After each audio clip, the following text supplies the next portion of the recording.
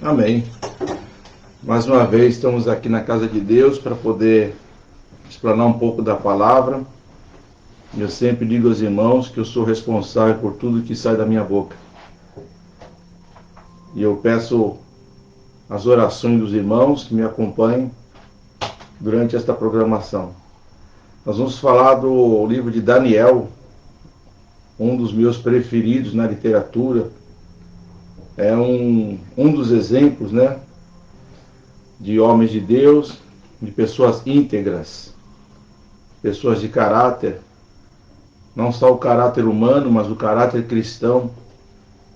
Existem pessoas que até sua conversão eram consideradas pessoas até com pouco ou nenhum caráter, mas após a conversão o Espírito Santo muda e transforma a vida de todos. Somente o Espírito Santo tem esse poder de mudar o caráter de uma pessoa. Daniel, capítulo 1, vamos ler. No ano terceiro do reinado de Jeoiaquim, rei de Judá, veio Nabucodonosor, rei de Babilônia, a Jerusalém e a sitiou.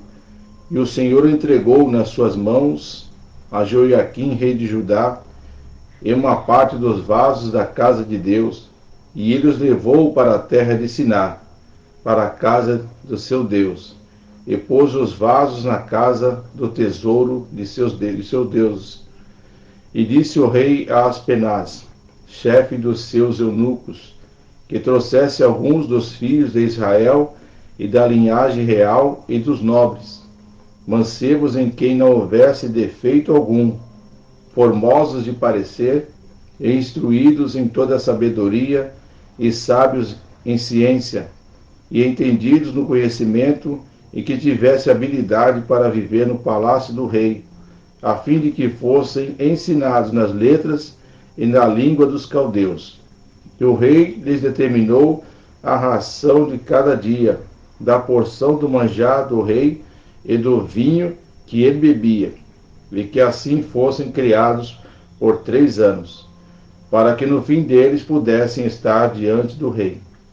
E entre eles se achavam dos filhos de Judá, Daniel, Ananias, Misael e Azarias. E o chefe dos eunucos lhes pôs outros nomes, a saber, a Daniel pôs o de Beltesazar, e a Ananias o de Sadraque, e a Misael o de Mesaque, e Azarias o de Abednego. E Daniel assentou no seu coração não se contaminar com a porção do manjar do rei, nem com o vinho que ele bebia. Portanto, pediu ao chefe dos eunucos que lhe concedesse não se contaminar. Ora, deu Deus a Daniel graça e misericórdia diante do chefe dos eunucos. E disse o chefe dos eunucos a Daniel: tenho medo do meu senhor, o rei, e determinou a vossa comida e a vossa bebida, porque veria ele os vossos rostos mais tristes do que os de jovens, que são vossos iguais? Assim arriscareis a minha cabeça para com o rei? Então disse Daniel ao despenseiro, a quem o chefe dos eunucos havia constituído sobre Daniel, Ananias, Misael e a Azarias: experimenta, peço-te, os teus servos 10 dias, fazendo que se nos deem legumes a comer e águas a beber. Então se veja diante de ti o nosso parecer, e o parecer dos jovens que comem a porção do manjar do rei. E conforme vires, te hajas com os teus servos. E ele conveio nisto, e os experimentou 10 dias. E ao fim dos 10 dias, pareceram os seus semblantes melhores. Eles estavam mais gordos do que todos, os jovens que comiam porção do manjar do rei. Desta sorte, o despenseiro tirou a porção do manjar deles, e o vinho que deviam beber, ele dava legumes.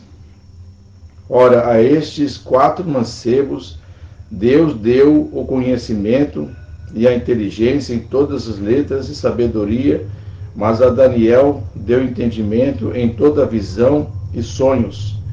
E ao fim dos dias em que o rei tinha dito que os trouxessem, o chefe dos eunucos os trouxe diante de Nabucodonosor. E o rei falou com eles, e entre todos eles não foram achados outros tais como Daniel, Ananias, Misael e Azarias. Por isso permaneceram diante do rei. E em toda a matéria de sabedoria e de inteligência sobre o que o rei lhes fez perguntas, os achou 10 vezes mais doutos do que todos os magos ou astrólogos que havia em todo o seu reino.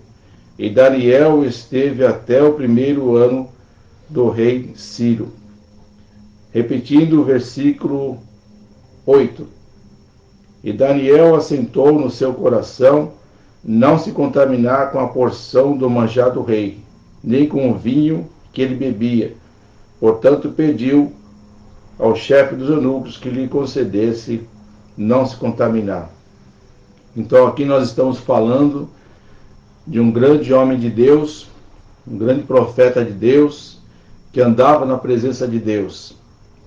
Um homem que a própria palavra nos ensina e dá a entender que lá em Jerusalém, enquanto eles moravam naquela região, os profetas alertavam a respeito da desobediência daquele povo. E dentre eles, Daniel, Ananias, Misael e Azarias se encontravam. E apesar de serem homens nobres, eram homens que tinham um caráter cristão, um caráter que poderia ser imitado em Jerusalém. Mas infelizmente, assim como nos dias de hoje, Deus nos alerta acerca de coisas que podem acontecer com as nossas vidas a respeito da decisão que tomamos. Se nós escolhemos obedecer, ainda que venham as lutas, permanecemos firmes no Senhor, isso nos garante a vitória, nos garante sermos os destaques em meio a uma sociedade corrompida. A própria palavra diz que nós temos que nos manter fiel à Bíblia Sagrada, à sua palavra. E dá a entender que Daniel, Ananias, Misael e Azarias, esses 4 homens de Deus, eles tinham um espelho em suas vidas, que eram os seus pais. Eram muito jovens ainda, quando saíram de Jerusalém e foram deportados para a Babilônia, para o cativo de 70 anos. Dá a entender que a sua família andava na presença de Deus, obedecia a sua palavra, e esses 4 jovens imitavam os seus pais, imitavam a sua fé. E aprenderam a palavra de Deus junto com seus pais. Mas era de conhecimento de todos a respeito do Deus vivo. Todo Israel, todo Jerusalém ali, seja do Reino do Norte, as 10 tribos, seja no Reino do Sul, as 2 tribos, todos, absolutamente todos, tinham conhecimento a respeito de coisas que iriam acontecer se permanecesse na desobediência da palavra de Deus. Isso aconteceu por muito tempo. Esses alertas acontecem por muito tempo. Em nosso meio, nosso tempo também acontece por muito tempo. E é a palavra de Deus que nos revela isso. Não precisamos ouvir de pessoas que vão acontecer, profecias de coisas que vão acontecer. Pois a palavra de Deus é a nossa profecia, a profecia aberta, que já nos mostra tudo o que vai acontecer em relação ao nosso futuro, dependendo da obediência. Paulo fala aos Gálatas, capítulo 6, versículo 7, por tudo que o homem semear, isso ceifará. Se semear na carne, ceifará a vida eterna. Se plantar na carne, ceifará. Se semear no Espírito, ceifará a vida eterna. Porém, se semear na carne, colherá a corrupção. Receberá a parte ruim da desobediência da palavra de Deus. No mundo tem um ditado que é verdade, porém de forma explicada diferente. Tudo que você plantar, você vai colher. E essa é uma verdade. Independente da religião, independente do seu credo, né? Independente da sua vida, da vida das pessoas, independente da cor, todos nós colhemos o que plantamos. E aqui na palavra de Deus nos ensina que Daniel e seus 4 amigos fizeram a diferença. Tinham já o costume de orar 3 vezes ao dia, como os judeus ainda oram nos dias de hoje, às 9 da manhã, ao meio-dia e às 3 da tarde, sempre de 3 em 3 horas. E esse tempo de oração não é um tempo perdido. Esse tempo de oração não é um tempo que você cumpre um protocolo, né? Cumpre ali um hábito apenas de orar 3 vezes ao dia. Ali, enquanto eles estavam na Babilônia, Daniel abria as suas janelas e orava sempre em direção a Jerusalém, onde havia o templo de Deus, que tempos depois foi destruído, foi queimado, as suas portas e seus muros também queimados, destruídos. Essa é uma passagem que você encontra no livro de Neemias, no capítulo 1, capítulo 2, onde fala ali que Neemias torna-se governador, né? E ele vai para lá justamente para poder ajudar a restaurar os muros e as portas dos muros de Jerusalém e do seu templo, onde tudo foi queimado, tudo foi destruído, e todas as peças que pertenciam a Deus, que estavam naquele templo, foram levados para a Babilônia, para os templos dos deuses pagãos. E Daniel, depois que saiu de Jerusalém e foi para a Babilônia, ali teve os seus nomes mudados, né? Teve ali uma tentativa do rei Nabucodonosor de mudar a sua cultura, de mudar também a sua forma de pensar. Só que Daniel, embora tivesse seus nomes mudados de forma obrigatória, e também as suas vestes, e também aquele local totalmente diferente do que ele já habitava em Jerusalém, o coração de Daniel e de seus amigos, porém, permaneceram o mesmo. Ou seja, você pode estar em qualquer lugar deste mundo. Você pode estar frequentando uma cultura, um lugar que tem uma cultura diferente, pensamentos diferentes. Eu ouvi, por exemplo, o relato de pessoas em países muçulmanos em que se converteram, porém não podiam aparecer que eram cristãos. Então eles estavam, inclusive, dentro das mesquitas, dentro desses lugares, adorando a Deus e ao Senhor Jesus Cristo, mas ninguém sabia. Não poderiam mostrar a sua fé, que em lugares como esse, países como esse, as pessoas cristãs não são bem-vindas. Tanto é que quando você vai evangelizar, fazer missões nesse lugar, você não entra simplesmente como entra aqui no Brasil e em muitos outros países com a Bíblia debaixo do braço e começa a evangelizar os lugares. Você normalmente tem que ter uma profissão e você vai para trabalhar. Você vai fazer alguma coisa de útil para aquele país. Mas você não pode demonstrar sua fé com a Bíblia aberta e evangelizar como fazemos aqui no Brasil e em tantas partes do mundo. E Daniel era uma pessoa, junto com seus amigos, que mostrava o seu caráter cristão devido à sua fé que não foi mudada. E aqui ele propôs, diante de Deus e do chefe dos eunucos, Aspenaz, que mudasse a sua alimentação. Ele propôs em seu coração não se contaminar.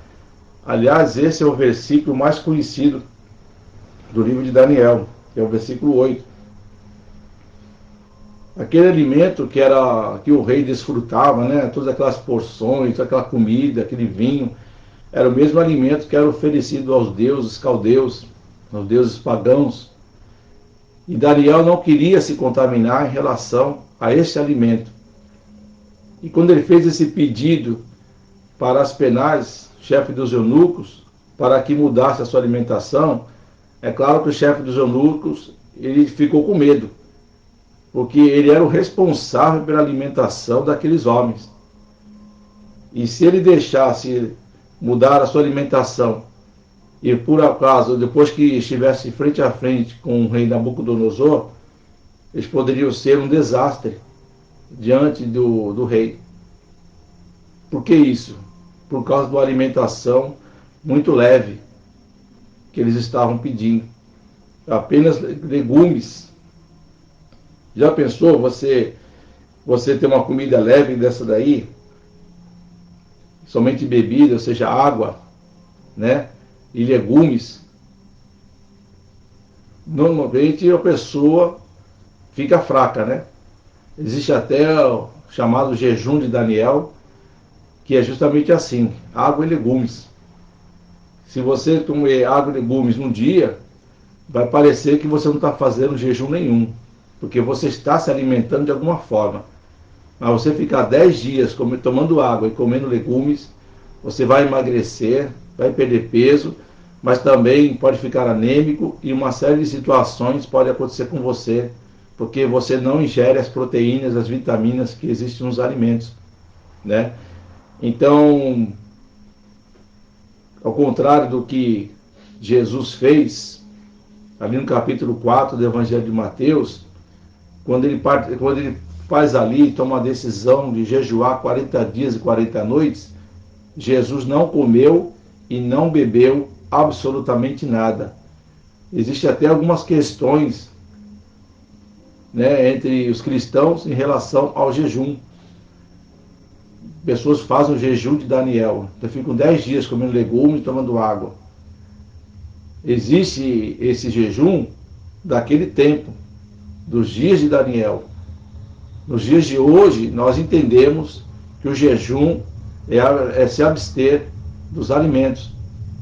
Você faz um jejum de um dia, por exemplo, muitos não tomam nem um pouco de água sequer, não tomam café, não comem pão, e passam um dia jejuando, e orando, e colocando a sua vida diante de Deus. Existe aquele jejum chamado jejum parcial, que é aquele que você toma café da manhã, porém, depois do café da manhã, você não come mais nada até a noite. Esse jejum eu já fiz e vou falar para você, não é fácil também. Mesmo que você tome seu café da manhã reforçado, você ficar depois desse horário, sem tomar um copo d'água, sem comer uma fruta sequer, até a noite, realmente mexe com a gente. Inclusive, esse jejum é um tipo de jejum que até existe na medicina. Quando as pessoas vão fazer alguns exames, em que elas precisam fazer o seu jejum, de 8 horas, por exemplo. Tomou o café da manhã, comeu o seu pãozinho ali, se alimentou bem, mas você vai ficar no mínimo 8 horas sem comer nada, sem tomar nada.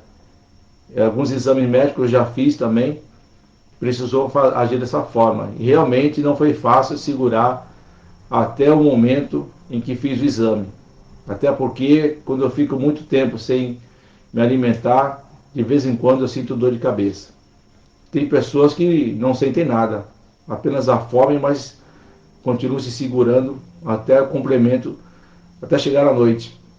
Então, esses dois jejuns não são fáceis, né? O jejum de Daniel, pelo menos você se alimenta, pouco ou muito você se alimenta. E o próprio Senhor Jesus Cristo, ele ficou 40 dias e 40 noites, não foi comendo o jejum, fazendo o jejum de Daniel. Foi o seu jejum se abstendo de todo tipo de alimento, sem qualquer uma gota d'água. 40 dias e 40 noites, diz a palavra de Deus que depois ele teve fome. Mas voltando aqui a essa passagem, não se contaminar dos alimentos, mostrou aqui que Daniel e os seus amigos, depois desse tempo, depois de ficar tanto tempo só comendo essa comida leve, deveria mostrar diante do rei uma fragilidade, uma fraqueza em seu corpo. Quando o corpo enfraquece por causa da falta de alimento, isso também passa para o cérebro, onde as coisas não são mais como antes, você não consegue pensar com a razão correta, e aí você fica fraco. Imagine você ficar todo esse tempo e depois se apresentar diante do rei, e aí do rei ainda ver que você está mais gordo. Humanamente falando, isso aí é impossível. Isso mostra a mão de Deus nesse jejum que Daniel fez e essa determinação de não se contaminar com esse alimento. Como é que pode, se você já percebeu esse texto, como é que pode uma pessoa que se alimenta apenas de água e legumes, ao invés de emagrecer, ela engorda? Ao invés de ter uma mente mais decaída, uma mente mais frágil, ela tem uma mente mais forte, mais inteligente, e se apresenta diante do rei, junto com os seus 3 amigos, com tantas coisas que, humanamente falando, o ser humano não pode ter. Com tanta força. Isso mostra a mão de Deus nessa determinação de Daniel e os seus 3 amigos. Isso mostra um lado espiritual também a respeito dessa passagem da Bíblia. Se nós os cristãos, assentarmos em nosso coração e não nos contaminarmos com as coisas deste mundo, se nós tomarmos essa decisão de não nos contaminarmos com as coisas que o mundo oferece, pode ter certeza que Deus vai te honrar. Existe uma série de coisas que são colocadas à nossa frente. Existe uma série de oportunidades que nos aparecem para entrarmos e mergulharmos num mundo pecaminoso, e algumas dessas vezes nós nem notamos que estamos dentro deste mundo. Quando a Bíblia fala o mundo, está falando da sociedade, porque o planeta em si não tem nada a ver, o nosso mundo, mas o mundo é a sociedade. O mundo são as convicções contrárias à vontade de Deus. E Daniel e seus amigos tomaram uma decisão: não se contaminar, não só com o alimento, que é também oferecido aos deuses babilônicos, aos caldeus, mas também não se contaminar espiritualmente. A prova disso nós vimos aqui no versículo 17, que diz assim: ora, a estes 4 mancebos, ou esses 4 jovens, Deus deu o conhecimento e a inteligência em todas as letras e sabedoria, mas a Daniel deu o entendimento em toda a visão, em sonhos. Ora, Deus honrou a Daniel, Ananias, Misael e Azarias. Deus honrou esses 4 homens de Deus. Se você for ler o contexto, vai perceber ali que muitos foram jovens de Jerusalém que estavam ali. Muitos foram jovens que foram separados para que fizesse parte do governo babilônico. Homens que tiveram toda a ciência, conhecimento, inteligência, mas olha só o que esses 4 jovens fizeram. Eles manteram a sua integridade diante de Deus. Por mais que mudasse as suas vestes obrigatoriamente, por mais que estivessem vivendo numa cultura diferente da que ele vivia, por mais que tentasse mudar a sua cabeça, eles tomaram a decisão de não se contaminar.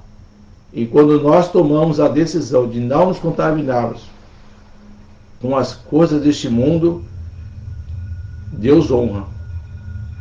Deus honra e nos ajuda em toda a situação.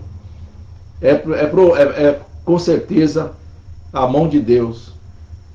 Então, se nós não nos contaminarmos com as coisas deste mundo, o que vai acontecer? Nós vamos viver uma vida que agrada a Deus. Deus vai honrar a nossa decisão de não nos contaminarmos com as coisas deste mundo. Existe uma palavra de Deus que eu gostaria que os irmãos vissem aqui. Romanos capítulo 12, versículo 1 e versículo 2, que diz: rogo-vos, pois, irmãos, pela compaixão de Deus, que apresenteis o vosso corpo em sacrifício vivo, aleluia,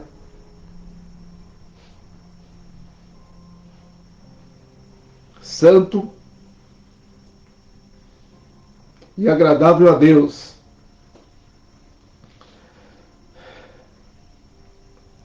que é o vosso culto racional.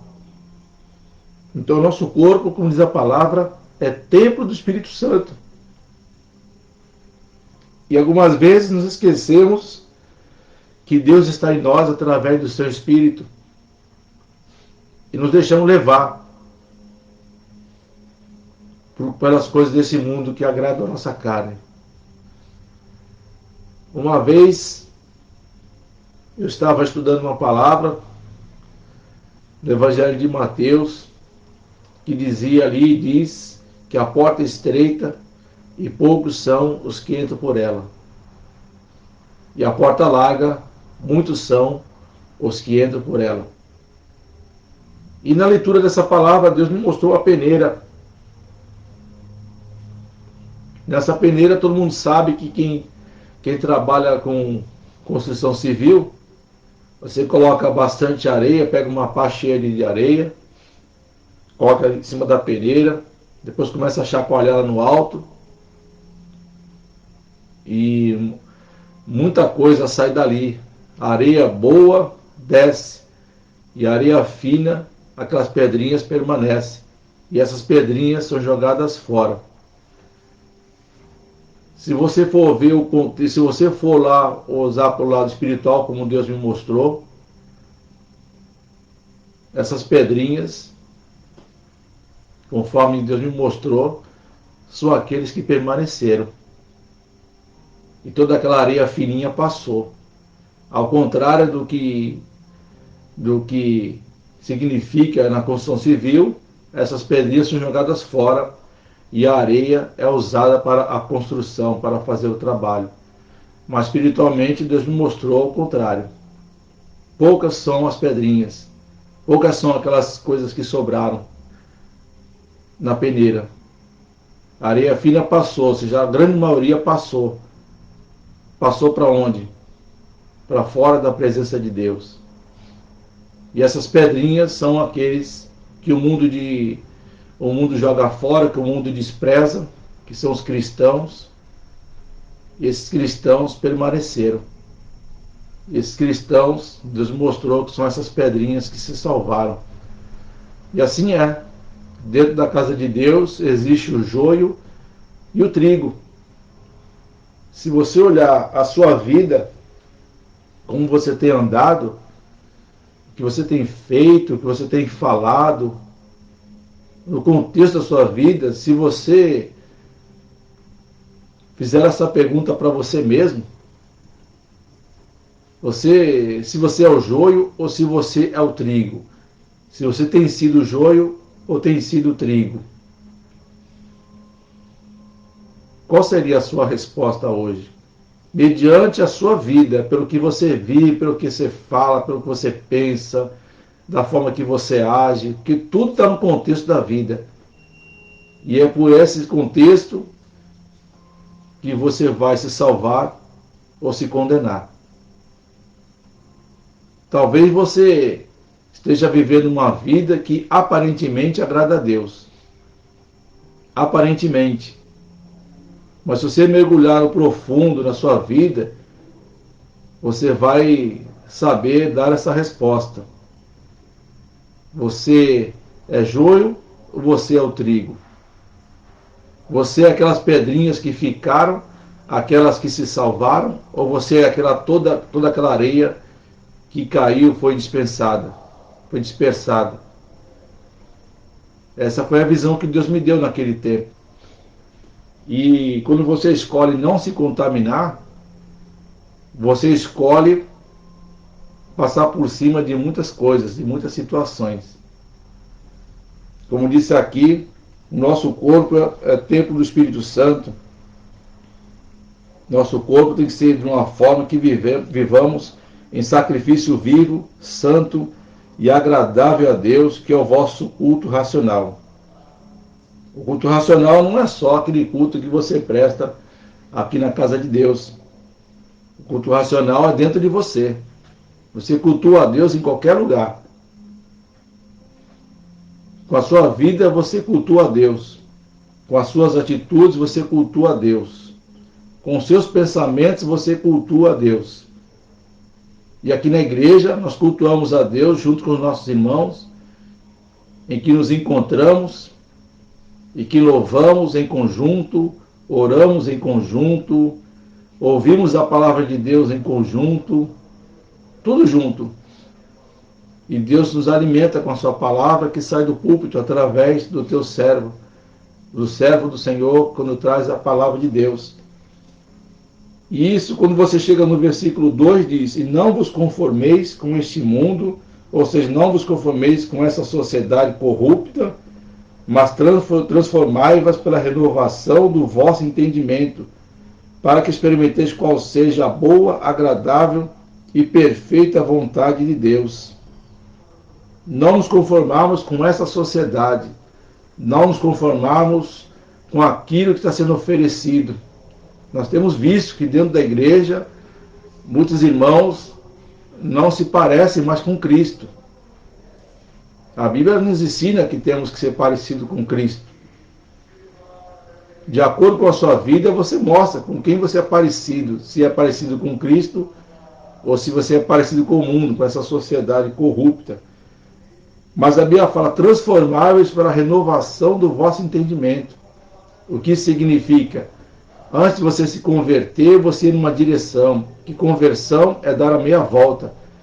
Quando você ouviu o Evangelho, você se converteu, você entregou a sua vida para Jesus, agora você deu uma volta contrária.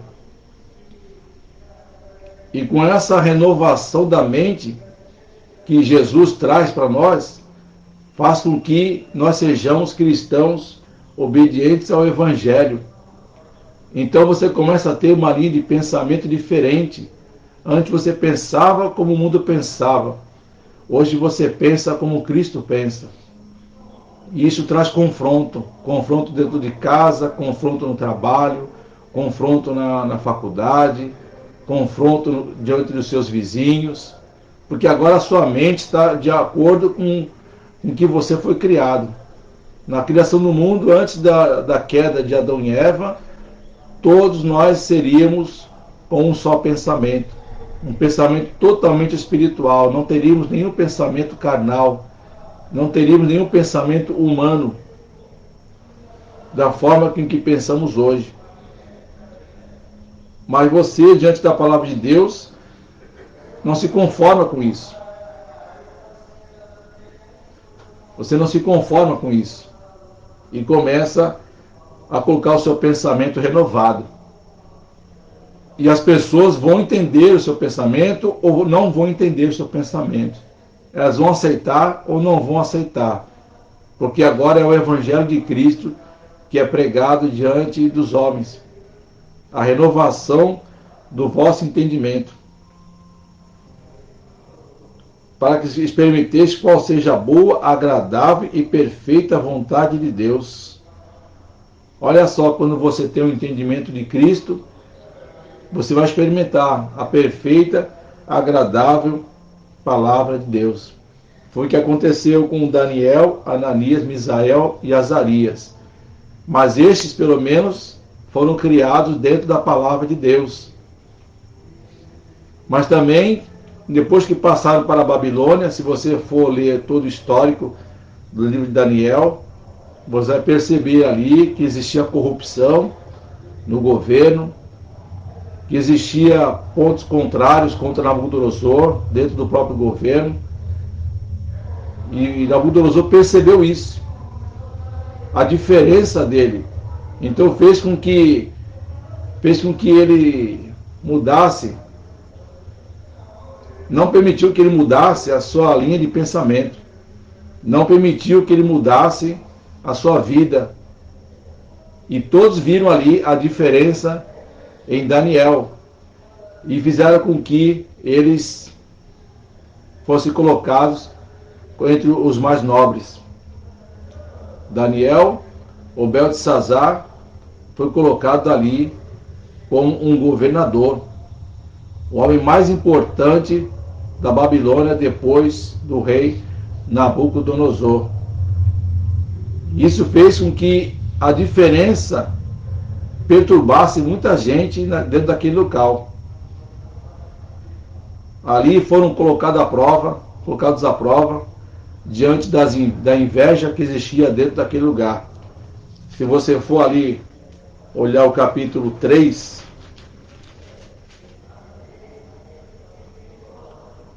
Ananias, Misael e Azarias foram os primeiros a colocar a sua fé diante de Deus. Foi colocado à prova. Capítulo 3, versículo 17. Daniel, capítulo 3, versículo 17. Vamos começar o 16. Responderam Sadraque, Mesaque e Abednego e disseram ao rei Nabucodonosor: não necessitamos de te responder sobre este negócio.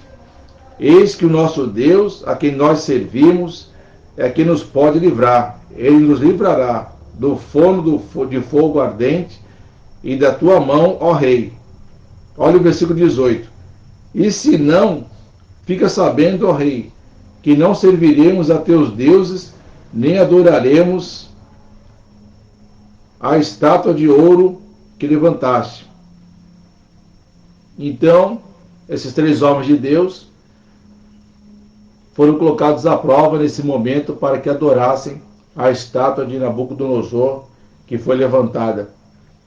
E diante de todos, enquanto todos se dobraram, se ajoelharam diante da estátua, esses 3 homens de Deus se negaram a dobrar os seus joelhos diante daquela estátua.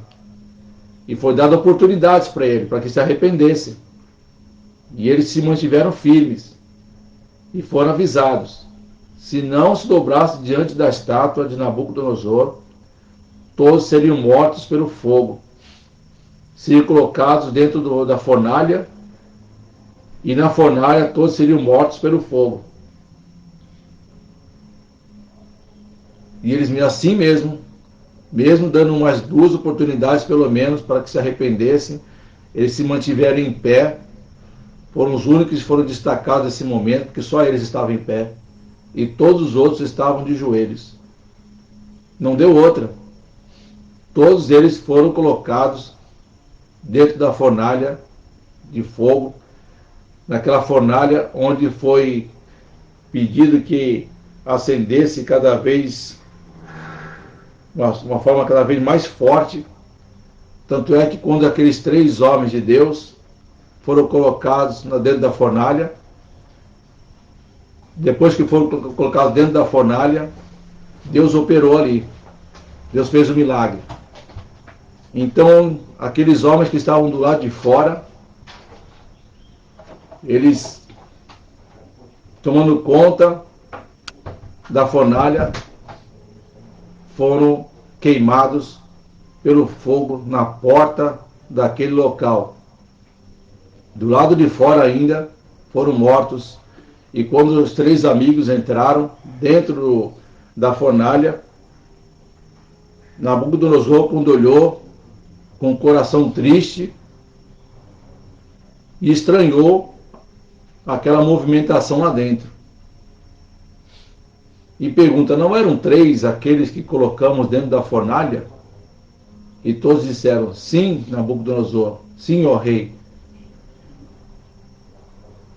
Mas eu estou vendo um 4º homem. Aleluia.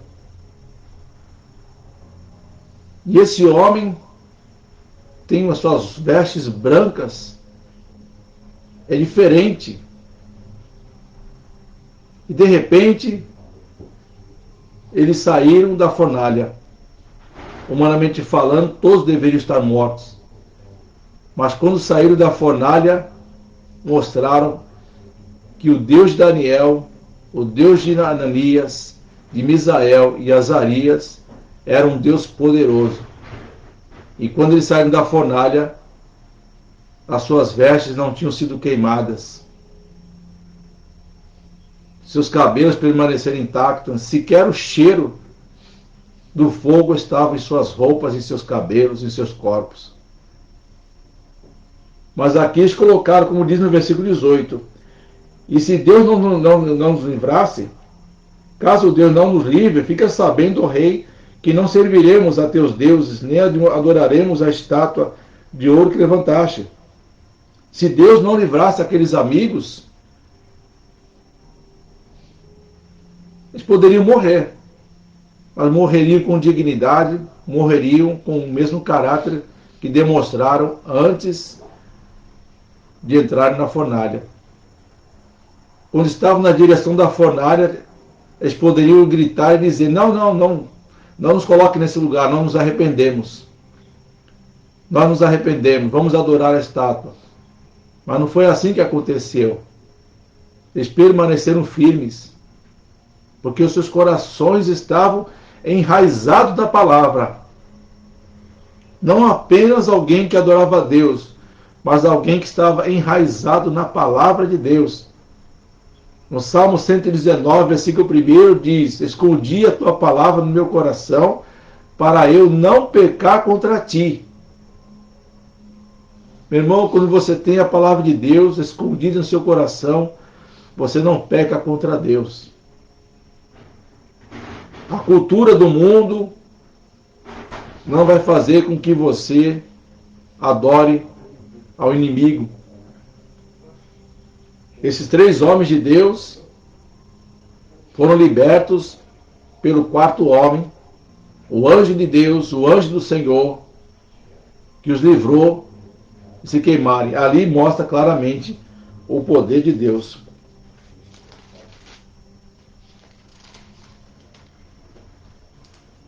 E quando Daniel foi colocado também na cova dos leões, foi feito um decreto já proposital para que Daniel adorasse a estátua. E nesse momento em que os seus 3 amigos foram colocados à prova, Daniel não estava junto. Provavelmente estivesse na sua residência. E nós sabemos que Daniel orava 3 vezes ao dia, mas não era uma adoração, não era uma oração café com leite. Era uma oração profunda, com as suas janelas abertas, voltadas para Jerusalém. Daniel orava constantemente com fervor, com alegria, confiava em Deus. Foi feito um decreto proposital e o rei Nabucodonosor não percebeu, a armadilha foi colocada diante dele. E disse para o rei, naquele decreto, que se alguém não adorasse a estátua, pagaria o preço, seria punido. E Daniel não estava junto dos seus amigos, não sabia o que tinha acontecido. Olha só a diferença. Embora ele não estivesse naquele local, ele permaneceu firme. Porque se ele soubesse que os seus 3 amigos foram colocados à prova numa fornalha de fogo, humanamente falando, alguém pode dizer: então agora chegou a minha vez. Eu não quero morrer. Eu quero ir para o céu, mas eu não quero morrer. Eu vou ceder. Eu não vou aguentar. Porque Daniel orou durante essas 3 vezes e ele foi visto orando essas 3 vezes. E chegou aos ouvidos do rei Nabucodonosor que o decreto fosse cumprido. E Nabucodonosor não poderia voltar atrás. Ele não poderia, como rei, mesmo como rei, demonstrar fraqueza. Não poderia demonstrar aquela parcialidade com Daniel. Então foi com muita tristeza, com muita dor no coração, que Nabucodonosor viu que Daniel foi colocado dentro da cova dos leões. Diz a palavra que ele não conseguia dormir. Ele não tinha paz, não tinha sossego, porque o decreto tinha que ser cumprido. Que se não fosse cumprido, demonstraria a sua fraqueza diante de tantos governantes do mundo. E Daniel foi colocado à prova e foi colocado ali na cova dos leões. Humanamente falando, você colocar uma pessoa diante do leão, o que acontece? Não precisa nem explicar. Um monstro daquele, com fome, raivoso, destroça o corpo de uma pessoa muito rapidamente. E não era só um. A Bíblia fala leões, em plural. E Daniel foi colocado ali. E de repente, quando fecha a porta, não se ouve aquela barulheira de leões destruindo o corpo de uma pessoa. Quando se olha pela porta, se vê que Daniel continua da mesma forma que entrou. Quando foram ver, os leões estavam quietos, parecendo gatinhos. Ou seja, Deus enviou seu anjo e não permitiu que aqueles leões acabassem com a vida de Daniel. E ainda que tivesse acabado com a vida de Daniel, ainda que também tivesse morrido, para onde iria Daniel? Com a sua integridade diante de Deus, certamente para o céu. A sua salvação estava garantida, porque o seu coração não foi corrompido. Daniel se manteve firme diante de Deus. E Deus honrou também a Daniel, quando ele saiu daquela caverna ali, são e salvo, sem qualquer mancha, sem qualquer vestígio de ataque dos leões. Assim é Deus na minha vida e na sua vida. Por mais que você esteja passando por uma luta que não é fácil, mantenha a sua integridade espiritual. Mantenha a sua integridade cristã. Glória a Deus. Proponha no seu coração não se contaminar. Proponha no seu coração não se contaminar. Proponha no seu coração não ceder às práticas desse mundo. O apóstolo Paulo certa vez disse: tudo me é lícito, mas nem tudo me convém. Glória a Deus. Ou seja, você pode fazer o que você quiser. Você tem o direito de fazer o que você quiser. Deus não vai te impedir de tomar uma decisão e fazer o que você quiser fazer. Mas não convém. Essa é a palavra que você tem que ter e nós temos que ter em nosso coração. Eu posso todas as coisas? Posso. Mas será que tudo me convém? Será que os pensamentos, as ideias do mundo me convêm? Eu posso fumar? Posso. Eu posso beber? Posso. Eu tenho direito. Mas será que convém? Será que o Deus vivo está se agradando de nós? Das nossas atitudes?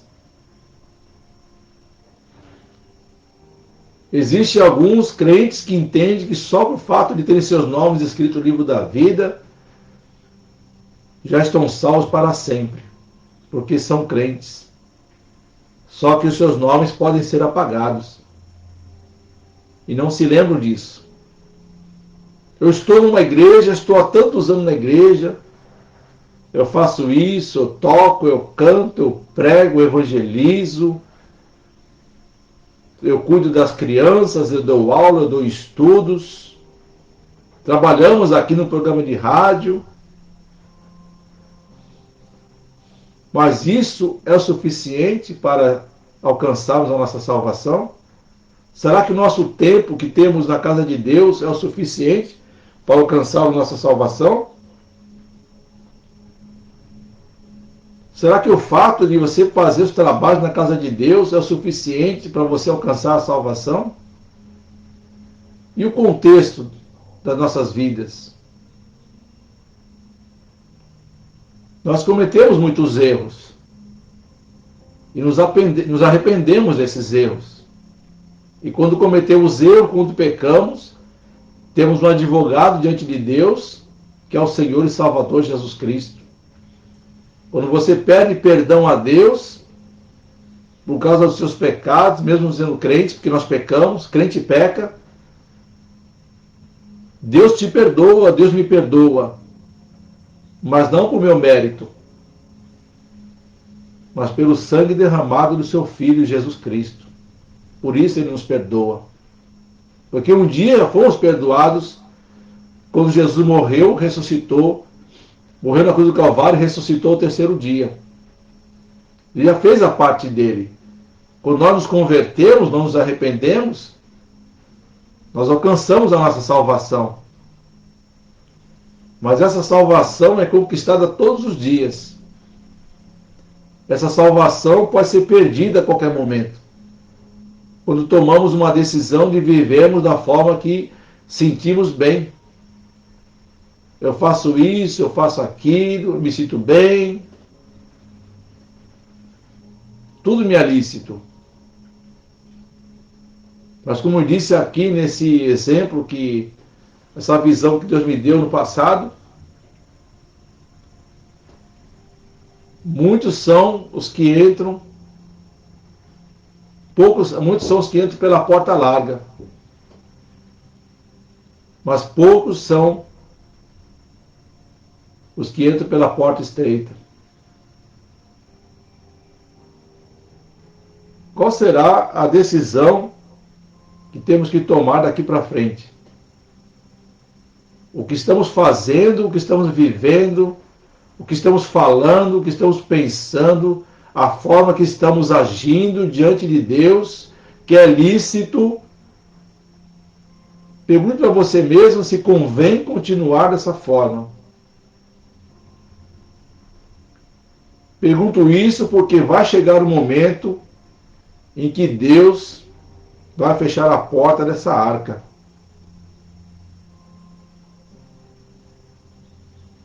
Deus vai encerrar a oportunidade de salvação.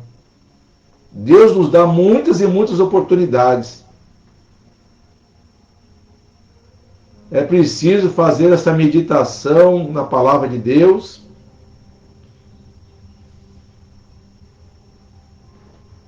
para que possamos saber como temos andado.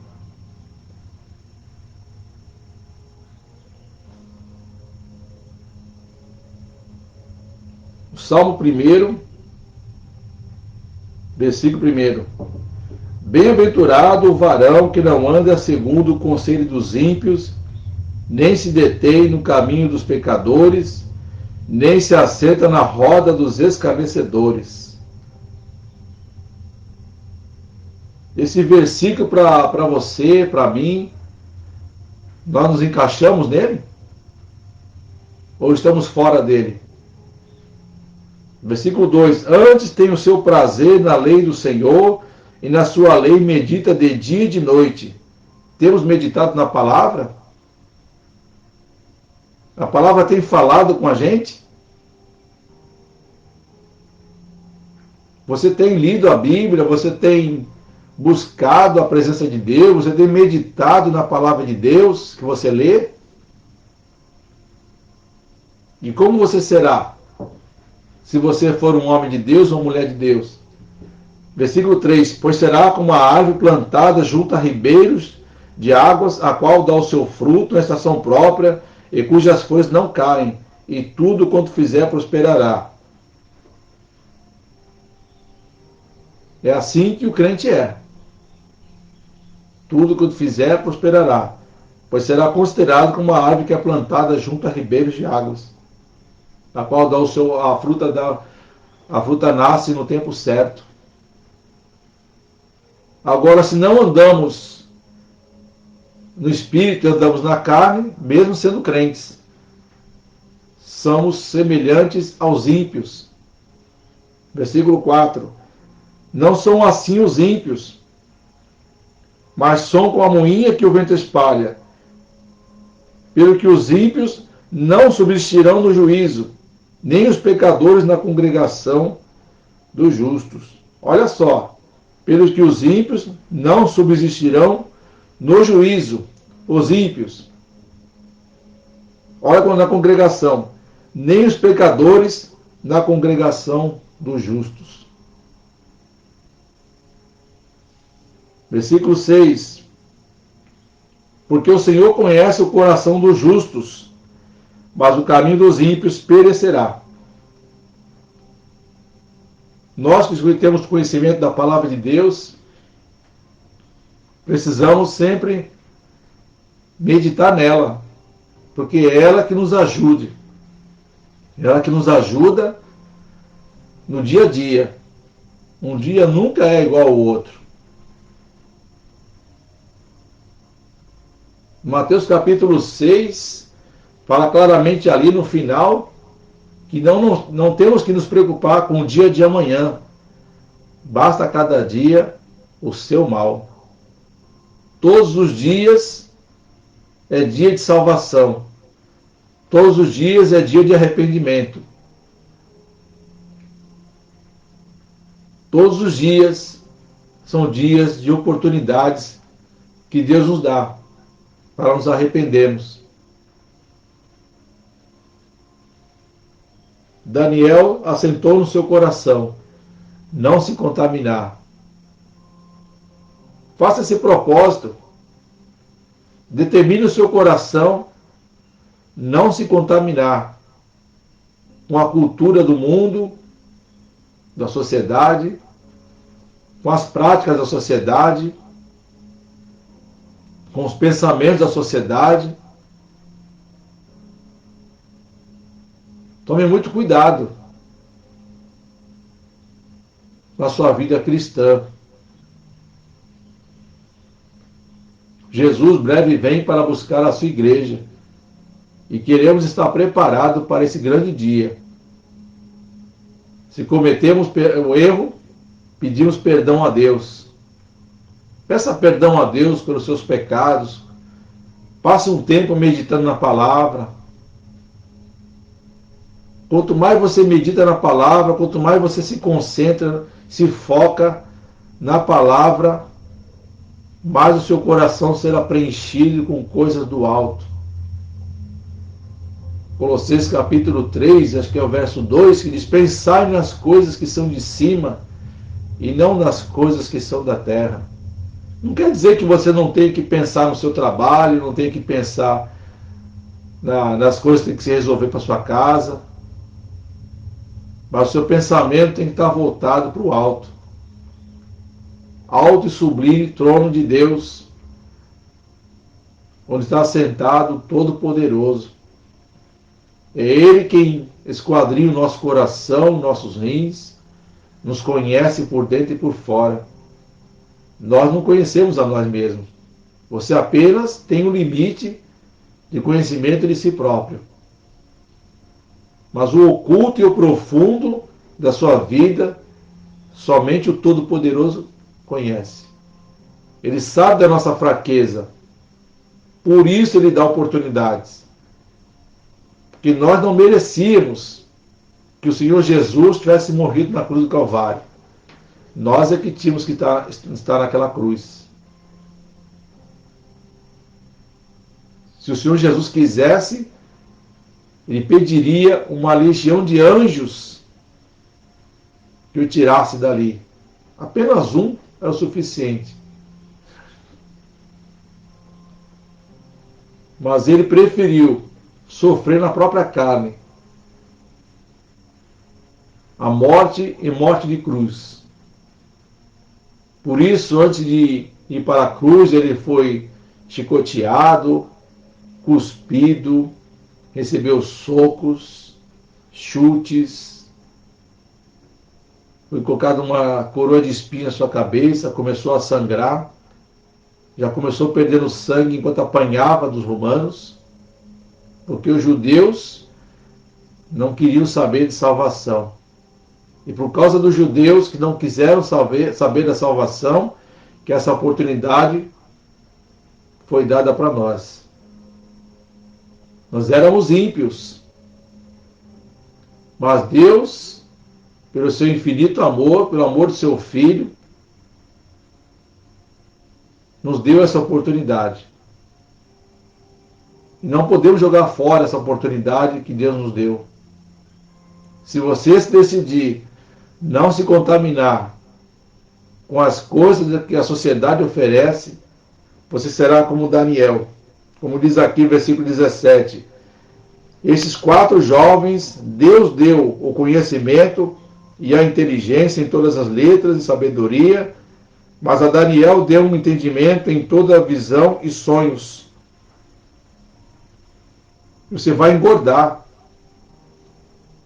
Engordar no conhecimento da palavra de Deus.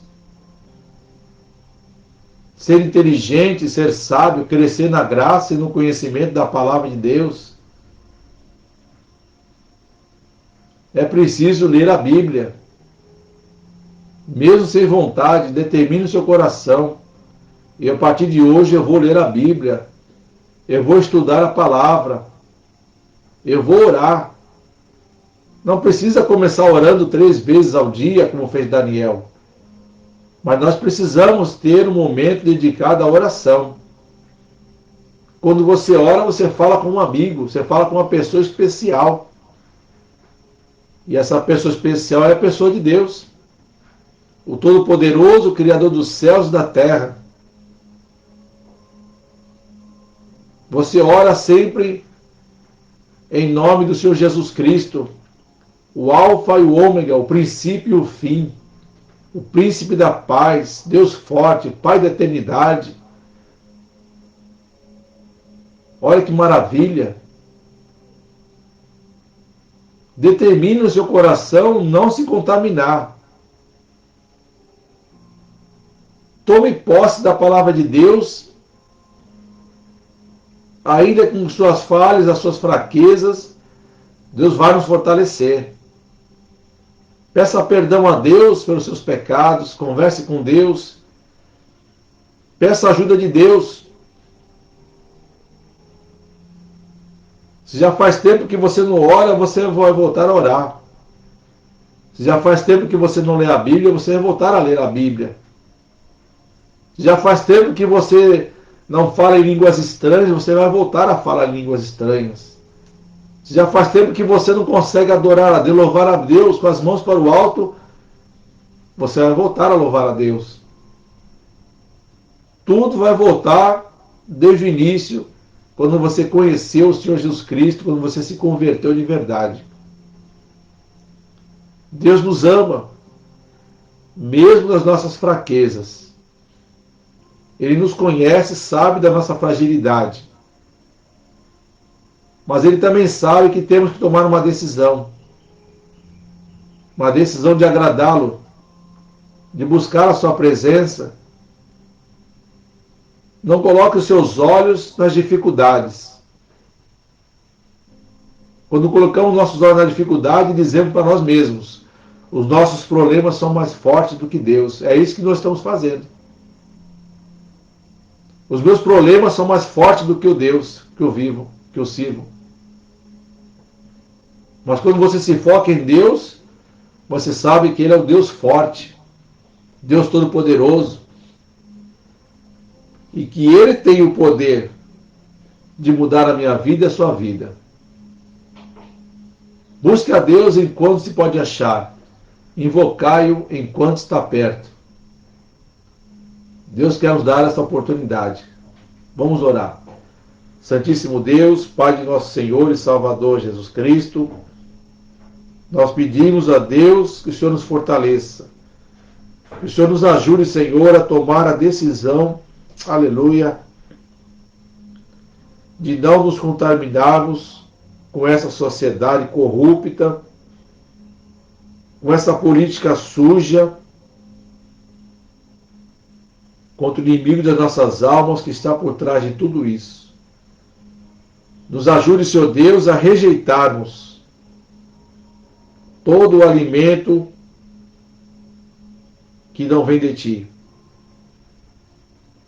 Assim como o alimento do rei que tinha carne e vinho oferecido aos deuses que Daniel, Ananias, Misael e Azarias rejeitaram e preferiram tomar a água e comer legumes. Preferiram não se contaminar com a comida do rei que era oferecida aos deuses babilônicos. Nos ajuda, Senhor Deus, a nos alimentarmos da Tua palavra para conseguirmos rejeitar tudo aquilo que a sociedade nos empurra ou nos oferece. Tem misericórdia de nós. Somos fracos, somos muito falhos e reconhecemos, ó Deus, a nossa fragilidade. Entregamos a Ti, Senhor, o desejo do nosso coração de não nos contaminarmos mais com as coisas deste mundo.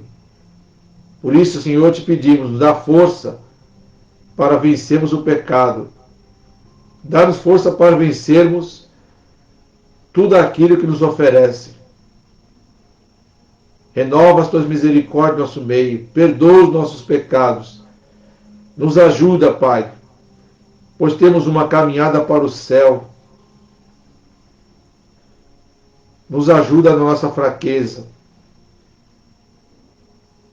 Ajuda a nossa incredulidade muitas vezes, porque as coisas parecem difíceis, mas sabemos que Tu estás no controle de tudo e de todas as coisas. Aleluia. Obrigado, Senhor, pela Tua misericórdia e pedimos a Tua graça sobre as nossas vidas. Em nome de Jesus, Senhor Deus, nós oramos. Em nome do Senhor Jesus, nós já te agradecemos. Amém. Deus abençoe a todos.